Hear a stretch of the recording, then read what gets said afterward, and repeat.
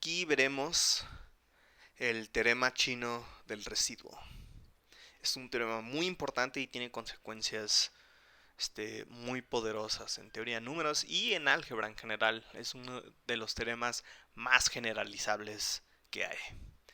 Entonces, pues vamos a enunciarlo. La idea del teorema chino del residuo es resolver sistemas de ecuaciones módulo con diferentes módulos. Entonces, sean M1 hasta Mn módulos fijos, o sea, son enteros positivos fijos, y A1 hasta An enteros, una lista de enteros arbitrarios, y X una incógnita. Entonces, consideremos este sistema de congruencias. Estamos buscando números que son congruentes a A1 módulo M1, congruentes a A2 módulo M2, así hasta congruente a An módulo M. ¿Sí? Entonces, si la hipótesis esencial es si los módulos son primos relativos 2 a 2, es decir que MI es primo relativo con MJ siempre cuando I y J son distintos, entonces este sistema de ecuaciones tiene una solución que ya vamos a llamar X0. Además, esta solución es única, módulo el producto de las M's. Es decir, que si nosotros tomamos otra solución, X1, entonces X1 es congruente a X0 módulo el producto de los módulos que teníamos. Además, si tenemos Y0 congruente a X0 módulo el producto, esto es el producto, entonces Y0 es otra solución al sistema de congruencias. Entonces, ¿qué nos dice esto? Nos dice que un sistema de congruencias tiene solución cuando los módulos son primos relativos entre ellos, 2 a 2, y además que esa solución es única, módulo el producto de esos módulos. Entonces, nada más déjame escribir por qué es necesario esto o qué significa que esto pasa. Entonces, por ejemplo, si tenemos M1 igual a 2, M2 igual a 9 y M3 igual a 11, entonces estos módulos sí son primos relativos 2 a 2. Entonces lo que hay que checar es que hay que checar el máximo común divisor de los módulos 2 a 2. Entonces tenemos máximo común divisor de 2 y 9 es 1 porque 9 no es par.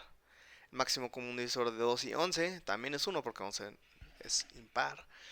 Y el máximo común divisor de 9 y 11 es 1 porque 11 es primo y 9 no divide 11 o ni viceversa. Entonces sí hemos verificado que los módulos son primos relativos 2 a 2. Ahora, por ejemplo, si hubiéramos cambiado el 3 por 14, por ejemplo, M3 por 14, entonces falla este fallo porque el máximo común divisor de 12 y 14 es 2, no es 1. Entonces el teorema chino del residuo no aplica en este caso.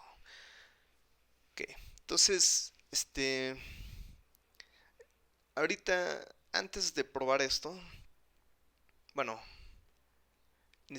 antes de probar esto necesitamos probar dos lemas.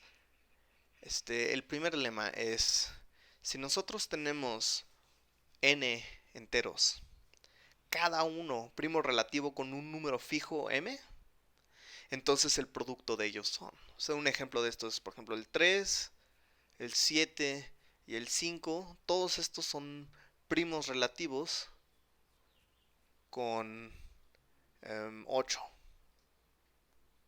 Entonces el producto de estos tres, 21 por 5, que es 250, no, 21 por 5, 105. Entonces 105, que es el producto de 3 por 7 por 5, también es primo relativo con 8. Entonces es lo que nos dice Entonces sí tiene sentido, porque lo que nos dice esto es que si BI no comparte factores con M, ninguna BI, pues podemos juntar todos los factores de todas las BIs y aún así no va a compartir ningún factor con M, es lo que nos está diciendo este teorema. Ahora, en un ejercicio pasado vimos la hipótesis de inducción, o sea, para n igual a 2, es decir, que si A con C, y estaba escrito de esta manera, si A y C y B y C son primos relativos, Entonces A por B es igual a C. Este es el ejercicio 13.4 y, y ya eso lo dejo de ejercicio, no es tan complicado. Y ya lo que nos falta es nada más la hipótesis de inducción. Este, suponga- Supongamos que tenemos una lista de n más 1 enteros, cada uno primo relativo con m. Entonces, supongamos que el lema es cierto para un entero menor que n más 1. Entonces, en particular para n, tenemos que el producto de los primeros n es primo relativo con 1 o con m eso es por la hipótesis de inducción aplicado a n. Y luego aplicamos otra vez la hipótesis de inducción al entero b, que lo vamos a definir como el producto de los primeros n y n más 1. Entonces tenemos que b por bn más 1 es primo relativo con m. Esto es aplicar la hipótesis de inducción a n igual a 2. Y por lo tanto, pues nada más sustituimos nuestra fórmula para b y obtenemos esto, que es lo que queríamos. Ahora el segundo lema, el primer lema es que si tenemos números que no comparten factores con m, podemos juntarlos todos en un producto y ese producto sigue no teniendo, o sea, todavía no tiene factores en común con m. El segundo lema es que si tenemos una lista de números tales que todos dividen a m y las BI son primos relativos 2 a 2, entonces el producto divide m. O sea, esto debería ser divide. Disculpen, si esto es divide. Sí, aquí abajo concluimos esto. Sí, no puede ser igual. Pero entonces, ¿qué nos dice esto? Si tenemos divisores de m, pero los divisores no comparten factores, entonces podemos juntar todos los divisores y sigue siendo un divisor. Por ejemplo, 3 divide 30 y 5 divide 30. Por lo tanto, el producto de estos dos, 3 y 5 son primos relativos, entonces los podemos juntar y tenemos que 15 es un divisor de 30. Ahora, esto no se cumple si no pedimos primos relativos 2 a 2. Entonces, ¿qué pasa? Pues por ejemplo, tenemos que el 6 divide el 30 y el 15 divide el 30. Pero esto no implica que 6 por 15, que es 90, divide a 30. Pues, ¿qué es lo que está pasando aquí? Lo que está pasando es que el máximo común divisor de 6 y 15 es 3. Entonces estamos contando el 3 dos veces. Estamos contándolo una vez en este factor y otra vez en este factor. Y por lo tanto nos aparece un número mucho más grande porque hay dos 3 metidos ahí y falla la divisibilidad. Entonces lo que está pasando en este primer caso es que si agarramos todos los posibles divisores de 30 y luego 3 y 5, vemos que 3 y 5 no se sobrelapan, o sea, no tienen factores en común, entonces cuando los juntamos no se van a contar de más factores y vamos a seguir siendo un divisor del 30. Esto es lo que nos dice este lema. Ahora, para n igual a 1 es trivial, porque si nada más hay un entero, b1, y ya tenemos que b1 divide a m, pues claramente b1 divide a m. O sea, esto es por definición, por construcción del lema. Ahora supongamos que es cierto para n-1. Entonces, es decir que por la aplicación de la hipótesis de inducción tenemos que el producto de b1 hasta bn-1 divide a m, es decir que por definición existe una k tal que tenemos esta igualdad.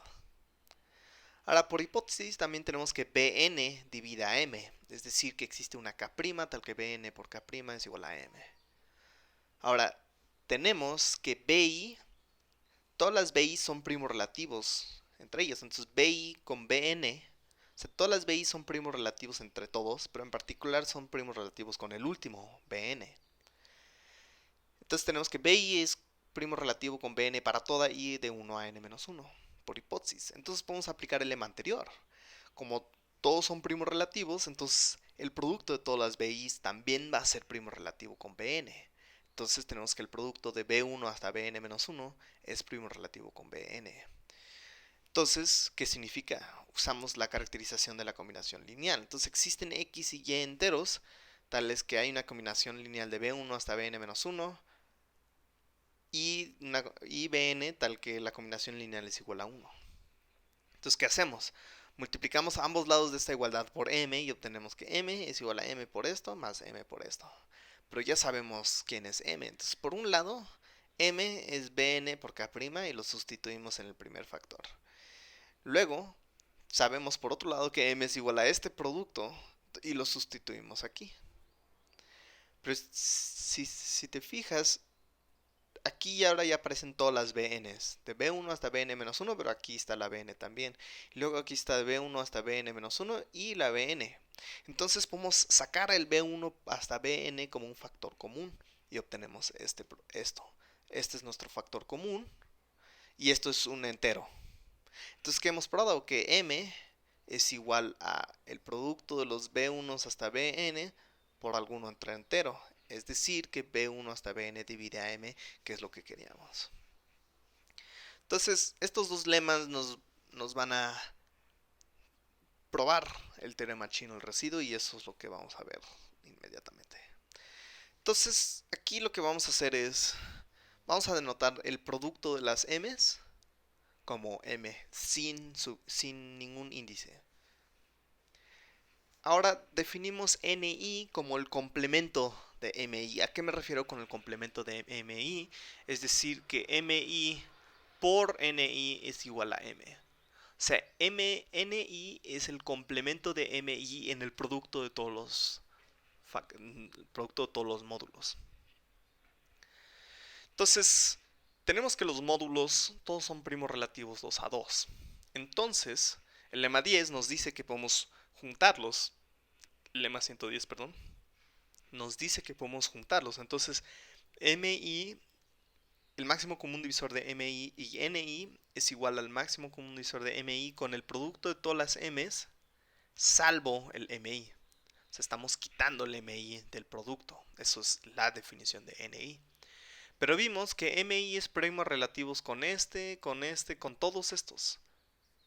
Entonces el lema 110 nos permite juntarlos. Es lo que nos dice, que si todos los elementos son primos relativos con uno fijo, en este caso con mi, entonces el producto de todos ellos va a ser primos relativos. Entonces aquí es lo que estamos aplicando. Y por lo tanto tenemos que mi es primo relativo con su complemento. Y tiene sentido porque aquí, como todos son primos relativos, todos los factores de ni son primos relativos con estamos como que realmente estamos dividiendo m en unos factores de aquí y otros factores que no tienen nada que ver con el factor mi, justo porque los factores del complemento son todos los factores de todas las demás m's que no son mi. ¿Sí? Entonces, mi y su complemento son primos relativos. Ahora, ¿qué significa esto? Podemos escribir una combinación lineal de mi y ni igualado a 1.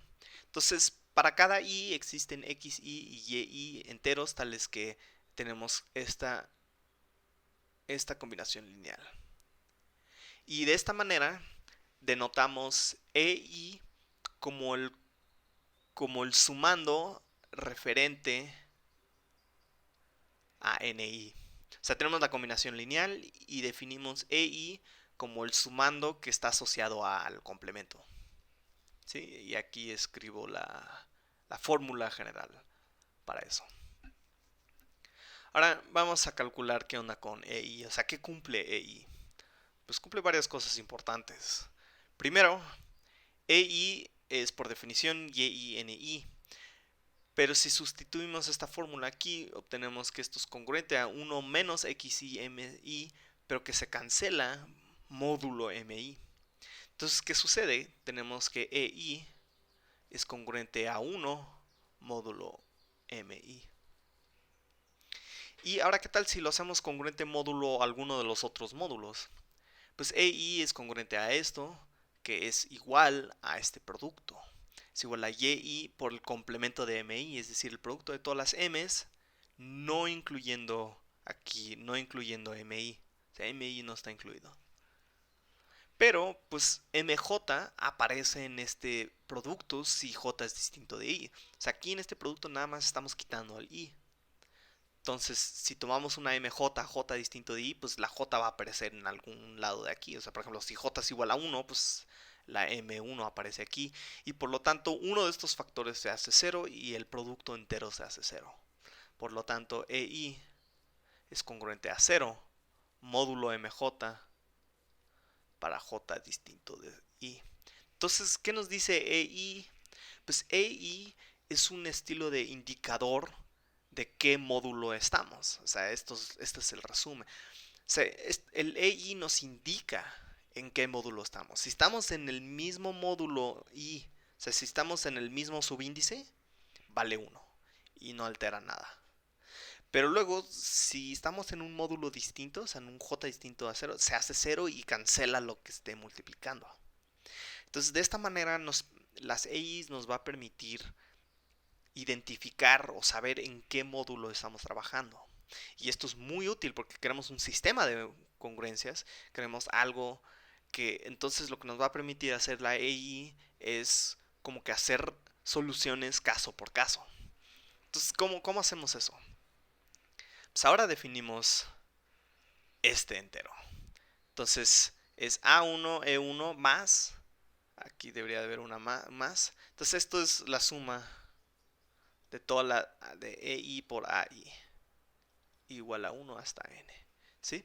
Entonces, ¿qué nos dice? Que si estamos en una congruencia módulo I, módulo MI, pues esto se va a hacer 1 y nos vamos a quedar con AI, que es lo que queremos. Pero si estamos en una congruencia distinta, se va a hacer 0. Entonces, vamos a afirmar que x0 es una solución. Entonces, esto es Entonces, sí, pues hay que ver que es congruente a AI módulo MI para toda I. Entonces, x0 pues es igual a esta suma. Ahora aquí he sacado en específico a AI. Ahora, por la fórmula que tenemos para EI, que es esto, sabemos que todas las de módulo MI, todas las E's que son distintas de I, bueno, tienen subíndice distinto de I, se cancelan, se vuelven 0. O sea, aquí el A1, el E1 se vuelve 0, el N se vuelve 0, todos se vuelven 0 salvo el E, cuyo subíndice coincide con el subíndice del módulo. Y es decir, obtenemos esto. Todos los demás se cancelan, y nada más nos quedamos con AI por 1, que es simplemente AI. O sea, esta congruencia es simplemente que x0 es congruente a AI módulo MI para toda I. Pero esto es simplemente una solución a la congruencia, a esta congruencia. La x0 es congruente a A1 módulo M1, A2 módulo M2 y así sucesivamente, que es precisamente lo que estamos viendo aquí. Ahora vamos a probar la segunda parte de la prueba. Supongamos que tenemos otra solución x1.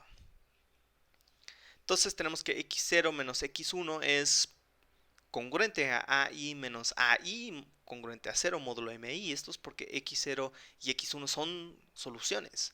Entonces módulo MI ambos son congruentes a AI.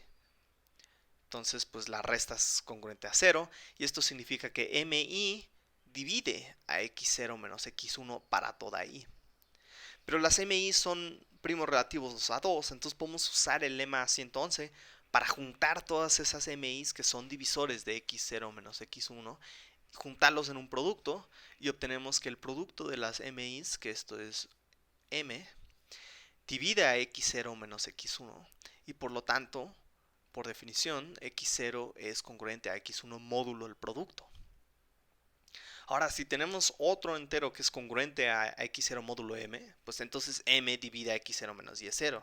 Y por transitividad de la divisibilidad tenemos que mi, que es uno de los factores de m, pues divide a m, que a su vez divide a x0 menos y0. Y por lo tanto, mi divide a x0 menos y0 para toda i, y esto es literalmente la definición de esta congruencia. Entonces, con esto terminamos la prueba y al principio puede ser un poco sacado de la manga, ¿no? De cómo es que, cómo es que obtenemos esta solución y por qué es necesario que la solución sea única módulo, el producto de los módulos. Entonces, pues vamos a ver un ejemplo y vamos a esperar a hacer un poco más claro, un poco más transparente la prueba. Entonces, si se fijan, la prueba es constructiva, es decir, que nos dice precisamente quién tiene que ser la solución. ¿Quién? Pues este número. Entonces, para ilustrar la prueba del teorema chino del residuo, vamos a replicar la prueba con un ejemplo concreto. Entonces vamos a suponer que tenemos estas tres ecuaciones. Tenemos x con 45 módulo 7 y así. Entonces, si se fijan, 7, 11, 7, 10 y 11, 10, todas estas parejas son primos relativos. El 7 y el 11 son primos, entonces es fácil saber cuándo son primos relativos. Y pues el 10 es 2 por 5 y ninguno de estos factores es 7 o 11. Entonces, tenemos la única hipótesis del teorema chino del residuo, y es que los módulos son primos relativos 2 a 2. Entonces vamos a usar la notación del teorema chino del residuo y tenemos que M1 es 7, M2 es 11, M3 es 10 y definimos su producto M es el producto de los tres, que es 770. Y luego el complemento de M1, que es 7, pues es el producto menos 7, que es 110. El complemento del 11 es pues, el producto de todos entre 11, estamos quitando el 11 y obtenemos 70. Y el complemento del 10 pues es 770 entre 10, que es 77. Entonces, tenemos estos tres complementos asociados a estos tres módulos. Ahora probamos en el teorema anterior que MI es primo relativo con su complemento. Aquí nada más los escribo, o sea, M1 es 7 y N1 es 110. Y claramente esto es primo relativo porque el 110 no es divisible entre 7, que es primo. Similarmente, el 11 es primo relativo con 70 porque pues, 11 no divide a 70 y 11 es primo. Y por último, el 10 es primo relativo con 77, pues porque 77 no es divisible ni entre 2 ni entre 5. Entonces sí, esto lo probamos, pero aquí nada más una verificación de lo que está pasando. Entonces, como son primos relativos, podemos expresarlos como una combinación lineal. Aquí yo lo hice a mano, pero hay un algoritmo, en especial el algoritmo de Euclides, para calcular estas combinaciones lineales y usa el algoritmo de la división sucesivamente y luego te regresas con los pasos. Entonces, aquí tenemos que este es el 7, entonces esta columna es de las MIs y esta columna son de las NIs, o sea, MI junto con sus complementos. Y si verifican esto, tenemos estas relaciones. Sí es una coincidencia aquí que todos son 3, pero es, es una coincidencia. Ahora, acuérdense que la construcción de las X, de las EIs, era el sumando asociado a la componente. Entonces aquí lo que estamos tomando es que EI, E1 es el componente, es el sumando de la componente de M1, que es todo esto, que es 330. E2 es el sumando asociado al componente 70 del 11. Y E3 es el sumando asociado al componente 77 del 10. Entonces tenemos nuestros tres E's. Entonces la fórmula para X0, ¿quién es? Pues es A1 por E1 más A2 por E2 más A3 por E3. Y literalmente sustituimos. El A1 es 5 y estamos sumando el E1. 5 por 330. Y luego el A2 es 2 y lo estamos multiplicando por E2. A3 es 8, lo estamos multiplicando por E3. Entonces, si calculamos esto, obtenemos este número, 3918. Entonces, es una solución. 3918 es congruente a 5 módulo 7, congruente a 2 módulo 11 y congruente a 8 módulo 10. Eso realmente no hay que verificarlo porque ya lo probamos. Pero En lugar de verificar ese número grande, lo que vamos a hacer es que vamos a reducir ese número módulo m.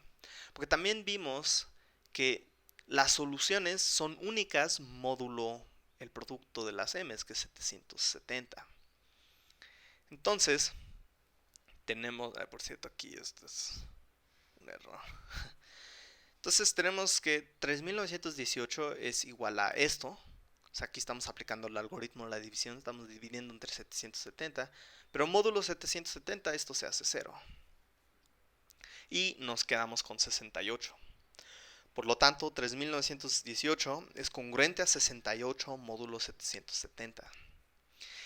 Entonces, como 3918, que es una solución por el teorema chino del residuo, es congruente a 68 módulo el producto de los módulos. O sea, 7, 11, 10. Y por lo tanto, el teorema chino del residuo nos dice que 68 también es una solución al sistema de congruencias. Y este lo verificamos, que es un poco más fácil de verificar que el 3918. Y sí, pues 68 es 9 por 7, que es 63, más 5. Entonces esto se cancela módulo 7. Y obtenemos 68 es congruente a 5 módulo 7. Y 68 es 66 más 2. 66 es 0 y es 0 módulo 11. Y por lo tanto 68 es congruente a 2 módulo 11. Y por último 68 es 60 por 8, pero 60 es congruente a 10 módulo es congruente a 0 módulo 10 y por lo tanto nos quedamos con el 8. Y sí, en efecto, 68 es una solución a este sistema de congruencias. Otro ejemplo rápido.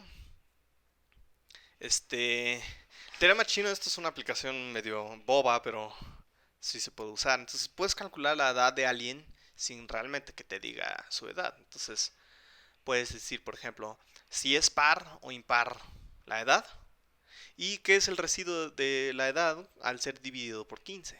Entonces supongamos lo están aplicando a mí y yo contesto las dos preguntas. Yo digo que mi edad es par y el residuo que tengo, que dejo al ser dividido, o sea, de mi edad entre 15 es 11.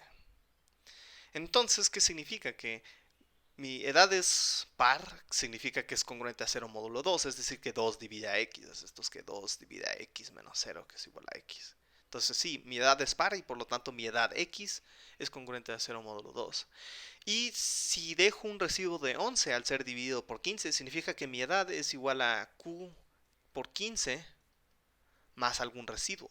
Y por lo tanto x es congruente a q por 15 más r módulo 15. Pero módulo 15 esto se anula y tenemos que x es congruente al residuo que había dicho que es 11. Entonces tenemos este sistema de congruencias. ¿Sí? Ahora observen que 2 y 15 son primos relativos. Entonces podemos aplicar el teorema chino del residuo. O sea, sí hay una solución. Entonces escribimos la notación. Tenemos que el primer módulo es 2, el segundo es 15, el producto de ellos es 30. El complemento del 2 es 15 y el complemento del 15 es 2. Entonces escribimos una combinación lineal de 2 y 15 igualado a 1 y obtenemos esto. Entonces E1 es la componente de M1 en esta suma, es decir, que es esto. Y luego el E2, o sea, E1 es este. Y el E2 es la suma del componente del 15. El componente del 15 es 2, entonces es esta parte. Ahora, a diferencia del ejemplo anterior, en el ejemplo anterior teníamos que escribir varias combinaciones lineales. Pero aquí nada más tenemos que escribir, había que escribir 3, uno por cada módulo. Pero aquí nada más escribimos uno porque la misma combinación lineal para el módulo 2 es la misma combinación lineal para el módulo 15. Entonces realmente nada más tenemos que escribir uno porque ambas combinaciones lineales necesarias en realidad son la misma. Entonces tenemos esto y escribimos que x0 es igual a 0 por e1 más 11 por e2 y es menos 154. Obviamente yo no tengo menos 154 años, pero sabemos que la solución es única módulo el producto de los módulos, que es 30. Entonces lo que hay que hacer es que hay que Entonces hay que encontrar quién es congruente a menos 154 módulo 30. Pero 154 es congruente a menos 4 porque 154 es igual a menos 150 menos 4, pero 150 es un múltiplo de 30, entonces esto se hace 0, congruente. Entonces, pues menos 4, tampoco puedo tener una cantidad negativa de enteros, entonces por lo tanto obtenemos 26. Aquí estamos sumando 30 de ambos lados. O sea, estamos sumando un 30 que es congruente a 0 módulo 30. Entonces, hemos concluido que mi edad o es 26 o cualquier cosa congruente a 26 módulo 30. O sea, 26, 56, 86, 116. Entonces, espero con la voz que tengo, pues espero que sea de 26 años y no de 56, ni mucho menos de 86. Ahí sí espero no escucharme como alguien de 86 años. Pero pero sí, entonces tienen una lista posible de mi edad y ya con sentido común pueden concluir que tengo 26 años. Entonces, esta es otra manera de calcular. Entonces, si alguien no quiere decirte tu edad, igual ya hasta puedes engañarlo de decirte estas dos cosas de información y ya con eso ya es suficiente calcularlo. Um, pues bueno, esos son dos aplicaciones del teorema chino residuo. Es importante que hagan más ejemplos, especialmente los de este tipo, el primer ejemplo que vimos, porque les va a hacerlo, les va a hacer, les va se van a aprender la prueba, o sea, no se les va a olvidar cuál es la prueba, porque la prueba es exactamente el método para calcular estas soluciones. Entonces, calcular muchas soluciones a este sistema de congruencias es una muy buena manera de aprender cómo probar el teorema chino del residuo, o recordar cómo probar el teorema chino del residuo. Ahora,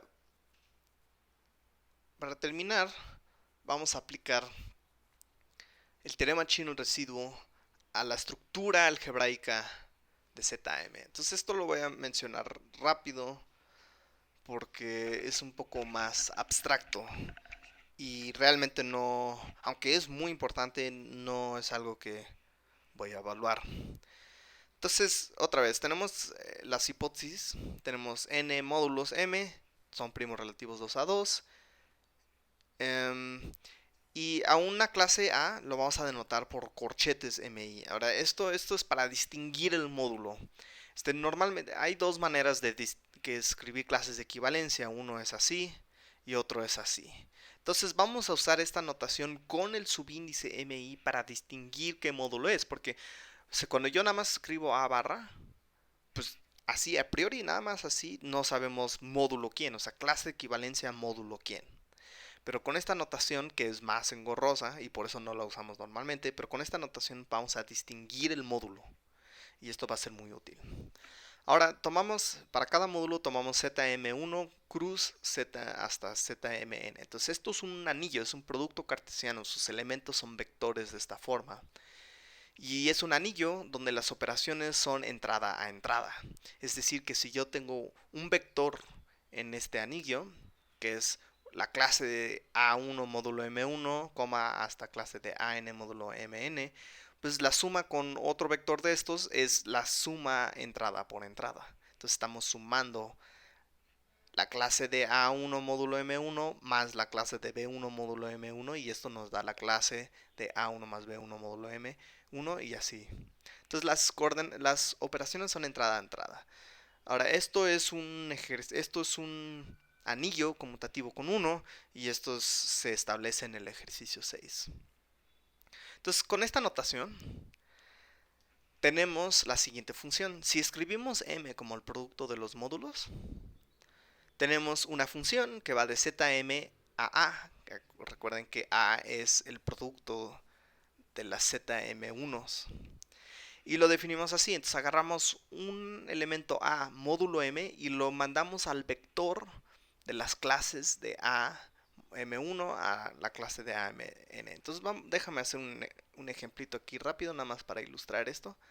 M es igual a 2 por 3 por 5. Esto es 30. Entonces, phi iría de Z30 a Z2 cruz Z3 cruz Z5. ¿Y qué agarraría? Agarraría, por ejemplo, voy a agarrar el 17. La clase del 17. Entonces la clase del 17 módulo 30 se manda ¿a quién? Es al vector de tres entradas, donde la primera es la clase del 17 módulo 2, la clase del 17 módulo 3 y la clase del 17 módulo 5.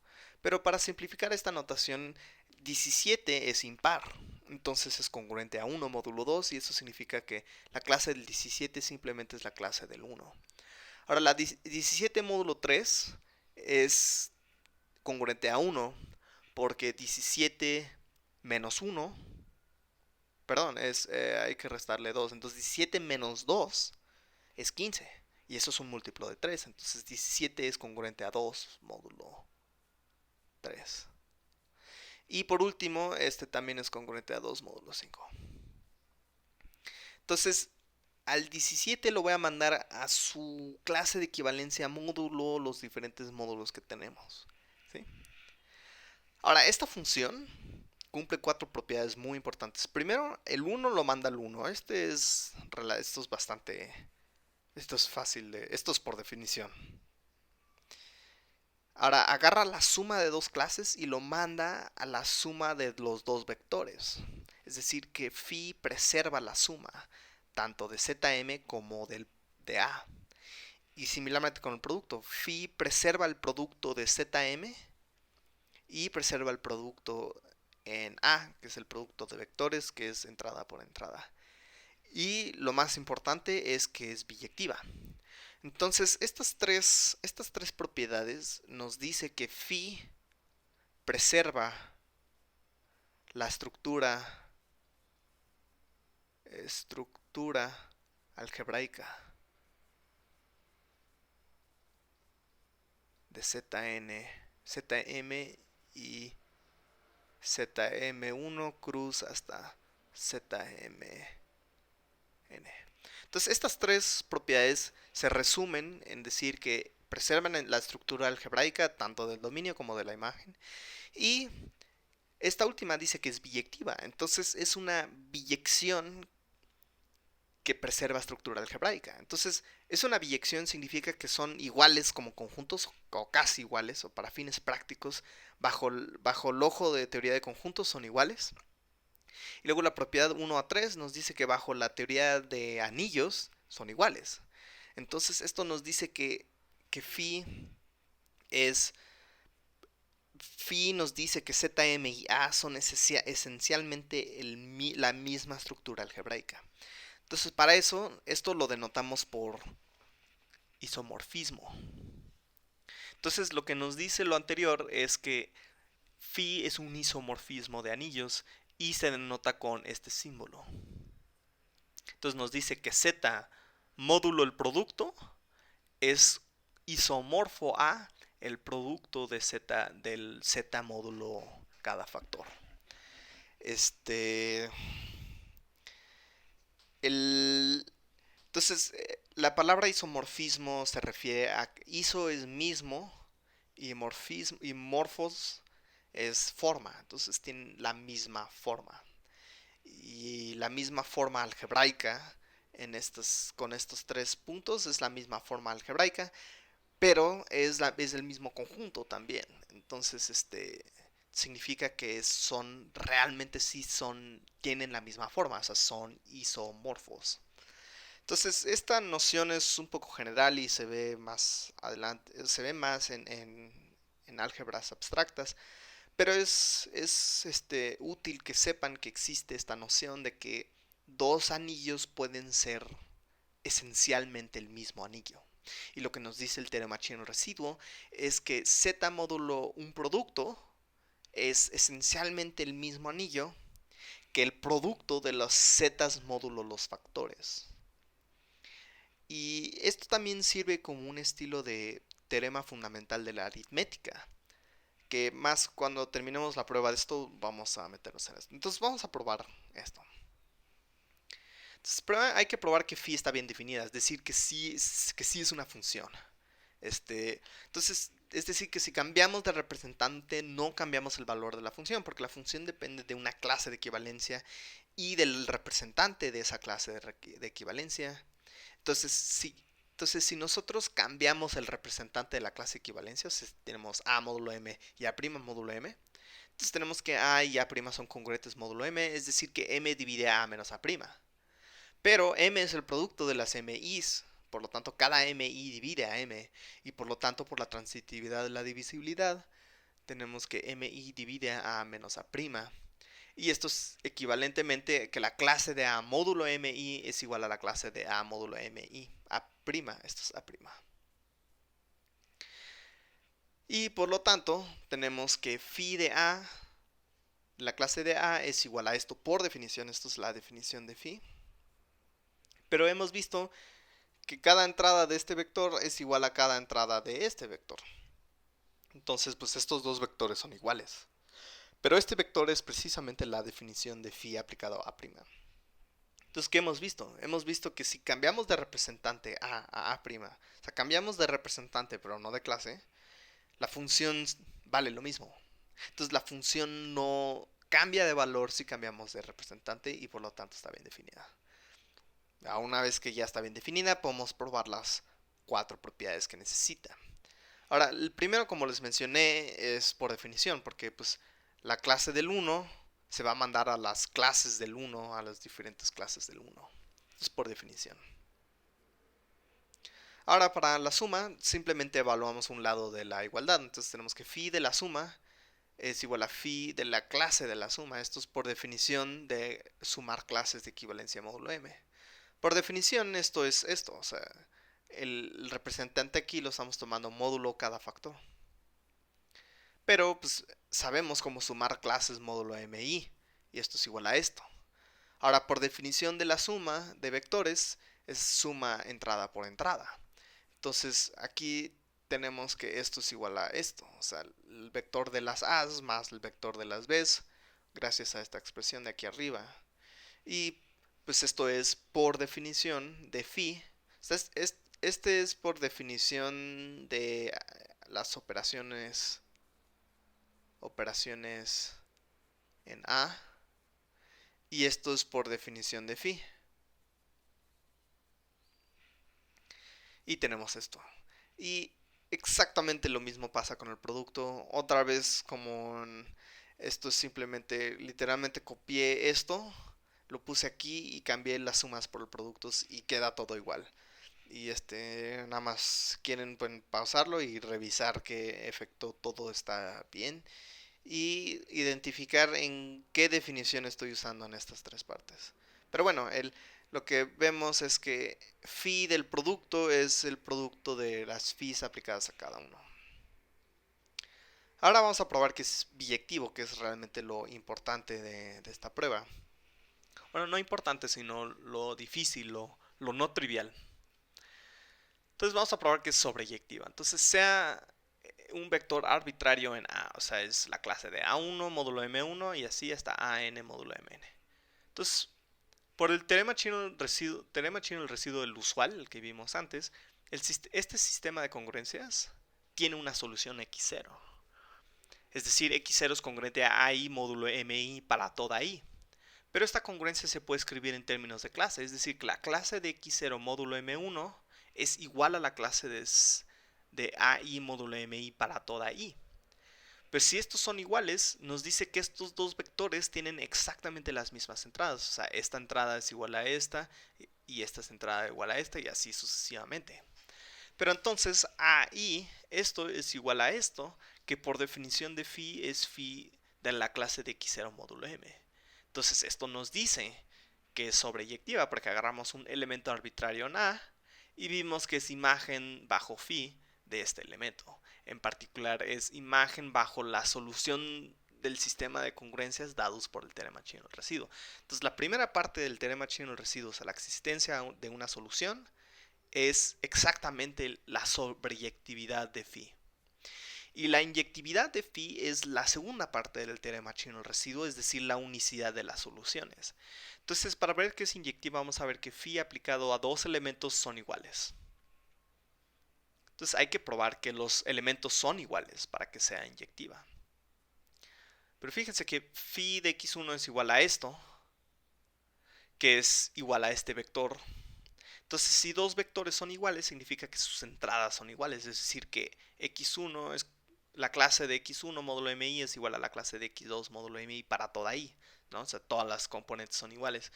Y esto implica, esto es por definiciones, que x1 es congruente a x2 módulo mi.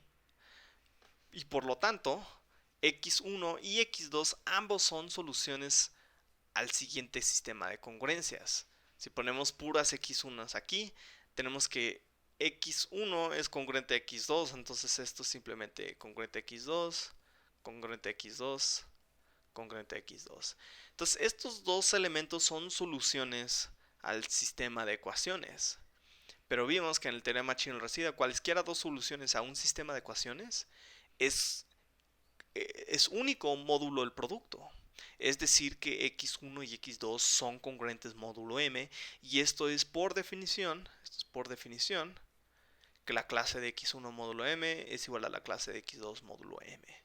Entonces, ¿qué es lo que era lo que buscábamos? Que phi aplicado a estas dos clases son iguales, entonces las clases son iguales, que es lo que queremos.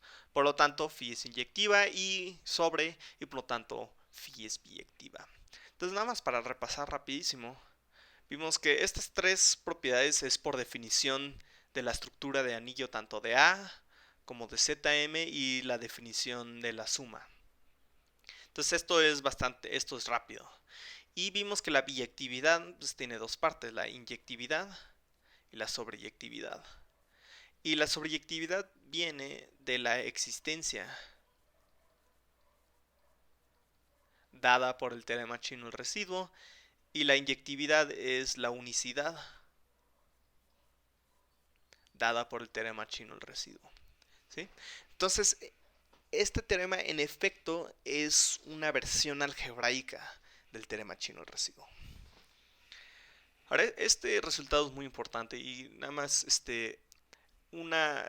aplicamos a un corolario inmediatamente. Entonces, si tenemos que m tiene una factorización en primos de esta manera, entonces zm es isomorfo a esto. Y esto es porque si m tiene esta forma, pues definimos cada mi, cada factor, como la potencial primo asociado. Entonces, son primos relativos 2 a 2 porque son asociados a primos distintos, y por lo tanto podemos aplicar el teorema chino del residuo. Entonces, ¿qué nos dice este corolario? Este corolario es muy similar al teorema de factorización única, o sea, el teorema fundamental de la aritmética. Entonces, ¿qué nos dice? El teorema chino del residuo descompone la estructura de anillo ZM de la misma manera en que el teorema fundamental de la aritmética descompone a M como producto de primos. Entonces, el teorema chino del residuo lo podemos pensar como no una generalización, pero una aplicación, un resultado muy similar al teorema fundamental de la aritmética para anillos de esta forma, de ZM. Y por último, al igual que el teorema fundamental de la aritmética nos permite estudiar en específico a los números primos y sus potencias, el teorema chino del residuo nos permite reducir el estudio de ZM a estudiar los anillos ZP y ZP a la nu. Es decir, que si estudiamos las propiedades de ZP a la nu, donde P es primo, entonces el teorema chino del residuo nos permite pegar estas propiedades para deducir propiedades de ZM. Esto es exactamente lo que nos permite hacer el teorema fundamental de la aritmética para estudiar enteros arbitrarios. Es decir, estudia los números primos y sus potencias y tendrás resultados sobre enteros arbitrarios gracias a que todo entero es producto de potencias de primos. Entonces, esto es básicamente lo que nos dice el teorema chino del residuo. Que estudiar ZM pues es simplemente estudiar sus componentes. Y acuérdense que isomorfo significa que estos dos son esencialmente el mismo anillo, y este anillo tiene varias componentes que se ven obvio que cada componente está asociado, o sea, cada uno de estos componentes está asociado a un factor de la factorización única de m. Y por esta razón, el teorema chino del residuo es muy, muy, muy útil. Y tiene otras aplicaciones también importantes y útiles, pero esta es la que mejor destila la importancia del teorema chino residuo. Y es que ZM lo podemos descomponer y estudiar ZMs más sencillos, es decir, ZP a la nu para algún primo P y algún nu. Entonces, este teorema nos permite cambiar el enfoque de congruencias a ciertos tipos de congruencias. Y estos tipos de congruencias son más sencillos de resolver que congruencias en general. Y esto es la importancia y la utilidad del teorema chino del residuo.